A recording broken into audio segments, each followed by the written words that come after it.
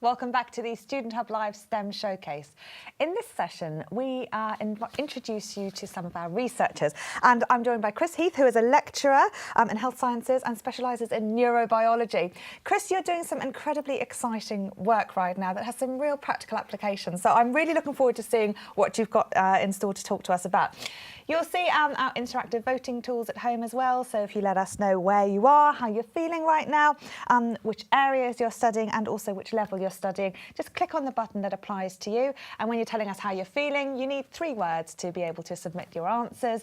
If you can't think of 3, that's absolutely fine. Just put a full stop and your results will submit. We have Jason and Sultana in the studio who are on our hot desk. Hello both. Hello. Hello there, guys. How's everyone back at home? Good, thank you. Yeah, good, excellent. So, Chris, tell us a bit about your research. Yes, Karen. Well, thanks for having me on, first of all. So my research is all about working out what goes on in the around 1.5 kilos of biological tissue that we all carry around with us in our skulls. Easy peasy. Absolutely, very straightforward. What I'm particularly interested in is just understanding how that piece of tissue allows us to be the people that we all are and has allowed us to accomplish the many things that humankind has done, taking people to the moon, painting the Mona Lisa, writing Romeo and Juliet, but also the more mundane things. So deciding whether I want Marmite or strawberry jam on my toast this morning, remembering that I need to book half a day's leave to take the dog to the vet in 2 weeks. Things like this. But recently, my work has focused really on trying to address how we deal with 2 quite simple questions. How are you doing and how are you feeling? And the reason I'm interested in those questions is because if we imagine that we're flies on the wall in a documentary in a hospital, for example, in a conversation between a doctor and a patient, those 2 questions are going to come up. Now, if the patient is there because they've got a physical injury, so for example, right now in the nice weather, I was on the beach with my kids and I accidentally fell into one of the holes that they dug in the sand. Yes. And I went home, but now unfortunately I can't walk very well because my right leg really, really hurts. So the doctor has an idea of causation, so they know that they fell in the hole. They have an idea of where the injury is because they're reporting pain in a specific part of their body, and they have an idea of what they can do, so they can examine the leg, or they can perhaps send the patient for an x-ray, and because we know what the bone structure should look like, we can compare it to what the patient now has and say, unfortunately, you've broken your ankle, you're going to need surgery. Similarly, we could have a situation where a patient comes in and says, I don't know what's wrong with me, doctor, I have a headache, I'm quite breathless when I walk up and down stairs, and I can't really do my morning jog anymore. So the first thing the doctor is going to do is reach for his trusty blood pressure cuff, and he's going to say, right, I'm just going to check your blood pressure. And from that blood pressure cuff, he's going to get 2 numbers, so 120/80 or something like that, a definitive value for blood pressure. That value can then be compared against the history of medicine, and we can work out whether that patient's blood pressure is normal, is high, or is low. And from that, the doctor can come up with treatment options. Now, with mental health, the story is very different. So the patient may come in and say, I'm not really sure what's wrong with me, doctor, I just feel off. Or they might be a little bit more specific. They might say, I keep forgetting where I'm leaving my keys, and things like this. But the doctor is then going to say, well, do you have any idea when this started? And unfortunately, with a lot of mental health conditions, people live with them for an awfully long time before they're even willing to admit sometimes that they actually have a problem. Or they come on so slowly and so gradually, it's very hard to actually work out and pinpoint in time when it happened. So consequently, we have an issue of causation. So we don't know what caused the condition, and we don't necessarily know how long they've had it for. The other issue is, when we ask a question like, how are you feeling? You might reply and say, I'm feeling very well today, or I feel good. But as a person listening to you, my definition of good or feeling well might be completely different to yours. So consequently, it's very hard for me to measure what you mean when you say to me, I feel well, or I feel good. Consequently, in mental health terms, it's actually a lot more difficult for us to get a meaningful, quantitative value of how somebody feels, or indeed how their brain is functioning. So consequently, what has happened over time is that in the medical profession, clinicians have developed a huge range of questionnaires and what we would call qualitative instruments, where we can learn more about the patient's state by asking them very specific, very defined questions, which are very, very helpful and very, very useful. But what my research has focused on of late is trying to work out ways that we can make that more quantitative. So how can we make assessment of mental health much more like the blood pressure cuff? Can we get a number that tells us how well a person is in terms of, for example, something like attention. How well their attentional performance is relative to everyone else in the population. And from that number, can we say to an individual, it appears you have either hypersensitive attention or perhaps you have an attentional deficit. So maybe you have something like attention deficit hyperactivity disorder. And the way we do that is with computerized cognitive assessments. Brilliant. And you're going to show us one of these assessments, aren't you? Yes, I am. Because one of these tensions, of course, and we've been talking about the ways that STEM often links with other areas of well, other disciplines. And in fact, it's one of these tensions with psychology where the science aspect of what you're talking about now is about being, you know, quantitative about what we're actually looking at, how we can, you know, link things to diagnosis, to treatment, and to also measuring, you know, the prevalence, I guess, of some of these conditions within populations and you know, looking at the changes over time. But equally, something so broad as, you know, how are you feeling needs to be, you know, really narrowed down to something very, very specific, which is what you're doing. And you mentioned attention. Yes. Yeah, so I mean, attention is one of those things that obviously it's important clinically for things, as I said, about attention deficit hyperactivity disorder, but from a pedagogical standpoint, it's also one of these things that's very important for us as teachers and as educators to think about. So how is it that we can develop module materials and course materials that hold our students' attention in such a way that they encode the information that we're giving them saliently enough that they remember it, and then when we ask them to do a TMA, an EMA, or potentially an exam, if they can recall that information accurately, so we can give them the marks.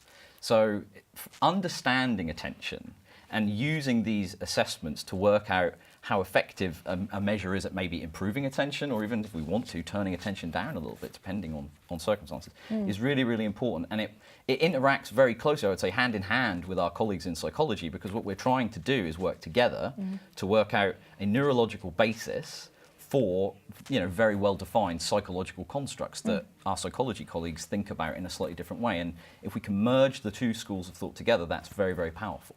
Absolutely. I mean, I've got colleagues in psychology who are looking at, you know, the effect of using mobile phones, for example, on driving. So a lot of, you know, attention isn't just, you know, located in this area. Absolutely.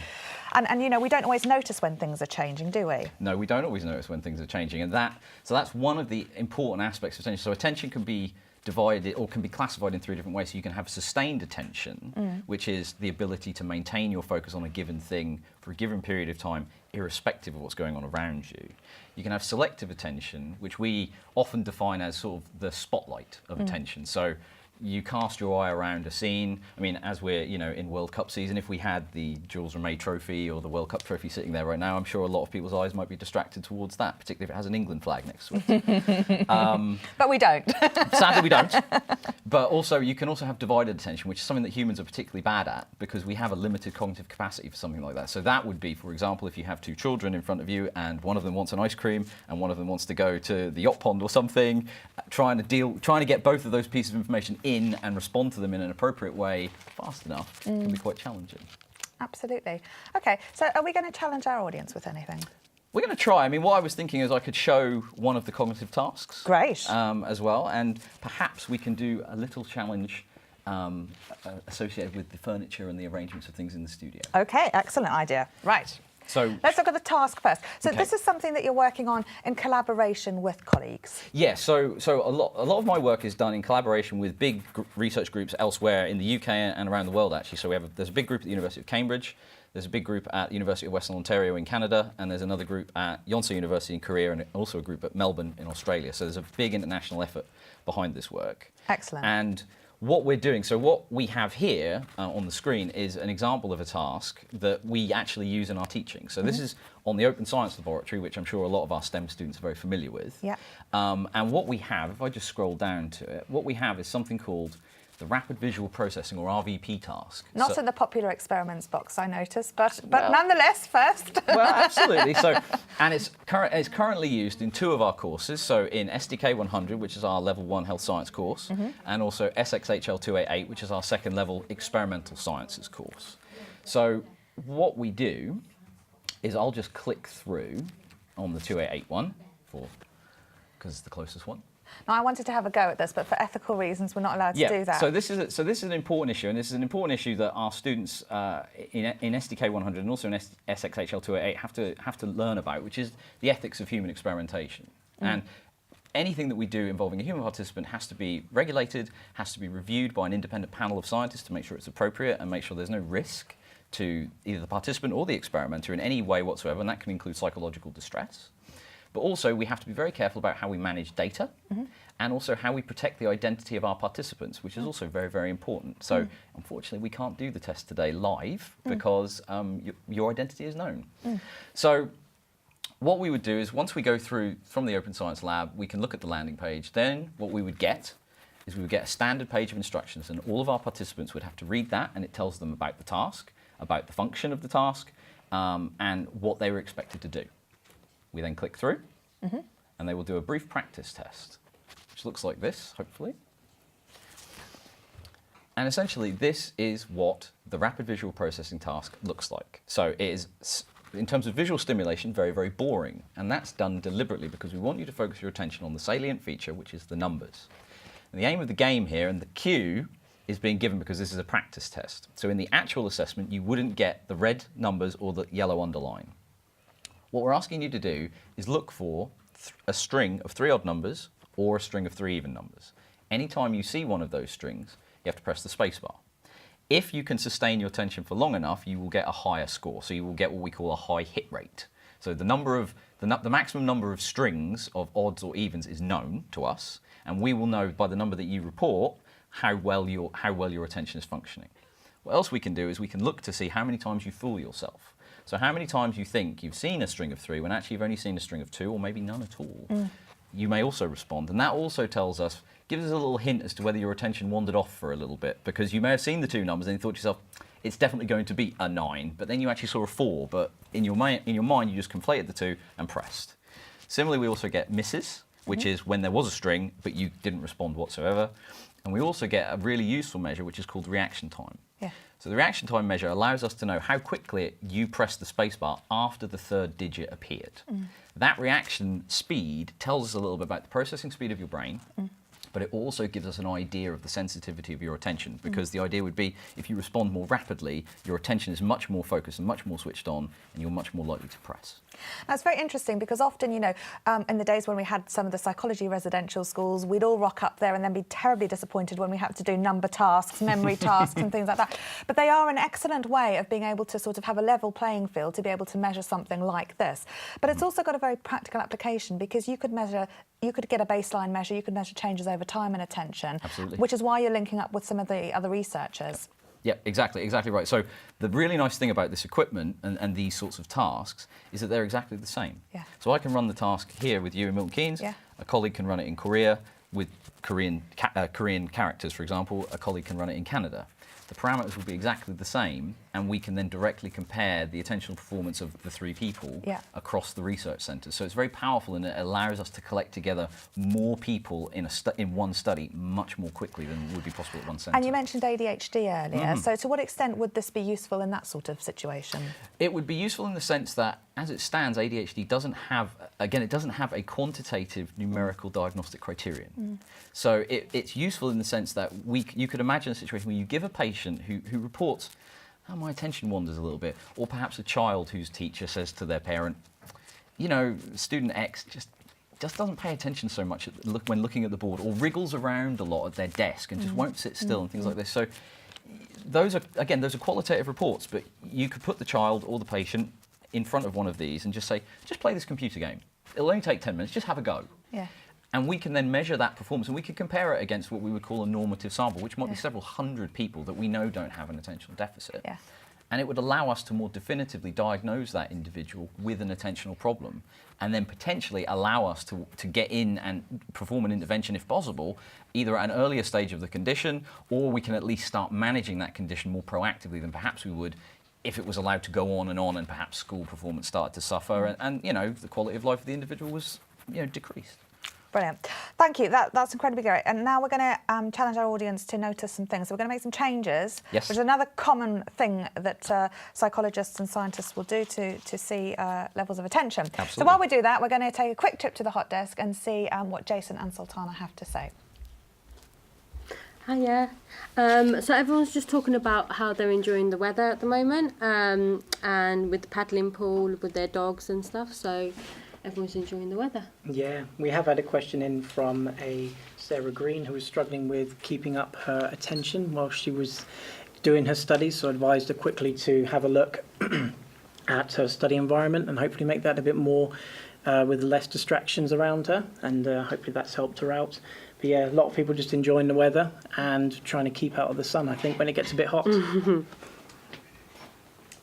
No, it is. It's been very hot out there today, so lovely weather. Yes. Yep. Everyone, definitely. just make sure you top up the suntan lotion, Suntan lotion, definitely. and stay hydrated. Yep. Brilliant. So, Chris, we've changed some things now in the studio, and let's see if people at home can spot some of the differences. Yep. So have a good look at the set, and we've got actually, do you know, we've got some amazing things up here. It's been so interesting thinking about STEM more broadly and some of the various things and ways that we can represent. Actually, this is actually going to be quite a challenging task, I think, because there are a huge amount of objects around, and they're all actually quite salient. If you're a STEM student, a lot of these things will catch your eye because they'll be quite interesting to you. So yeah, I'm not sure what we're going to see here, but it'll be interesting. Excellent. Now, why do we do some of these? I mean, some of these, this idea actually stems from some very well-known tasks that we weren't allowed to show students because of copyright. But people do these tasks, and actually incredible things happen. Can you tell us very broadly about some of the big experiments that people have done to measure people's attention, and how huge they can make some of those changes without people spotting them? Well, so I mean, there are several classic video experiments that are available online that, if you wanted to Google, you could probably find. But so there's one example, which is a video of a group of people. I believe they're actually standing in front of a couple of lifts on a landing somewhere in a building, and they're passing a basketball between themselves. And the idea is that the instruction to the viewer is, I believe it's, see how many times the people in black shirts drop the ball. That video runs for a couple of minutes, and then at the end there's a screen capture where it says, now look for the gorilla. And if you play the video back, vast majority of people haven't spotted that there was a gorilla anywhere in this video. They've been busy counting the ball movements. Turns out there's a gorilla that dances around behind all of the players, wiggles in between them, I think waves, and then leaves. Very few people notice it the first time round.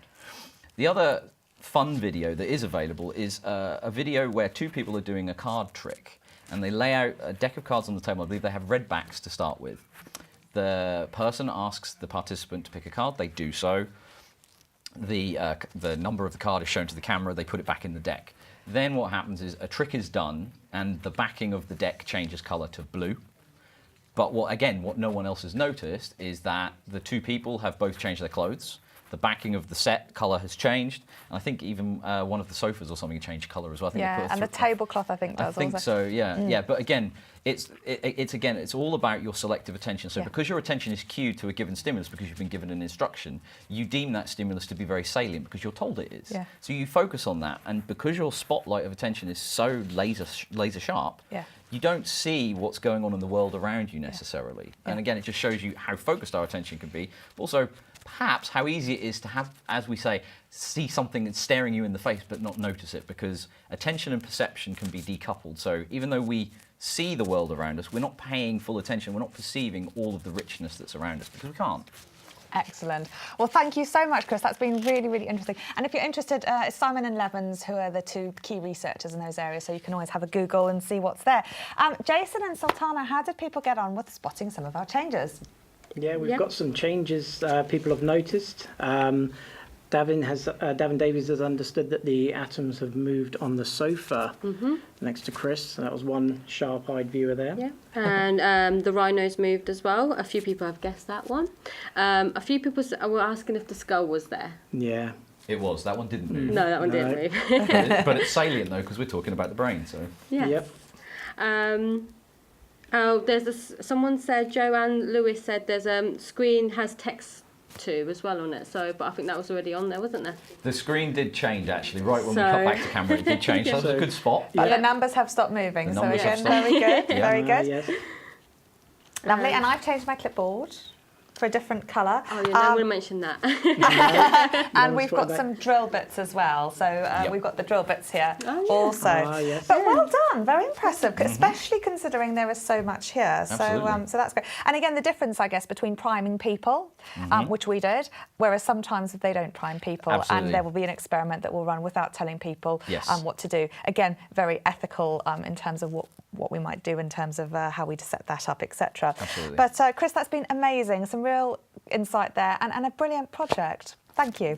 Happy to be here, thanks. Great. So we now have a short video, and then we're going to take a look at the Open STEM Labs. Nick Braithwaite will be here showing us some of the remote experiments that STEM students can do. But before that, we have a short video, and I'll be back live with Nick in about 5 minutes. I'll see you then.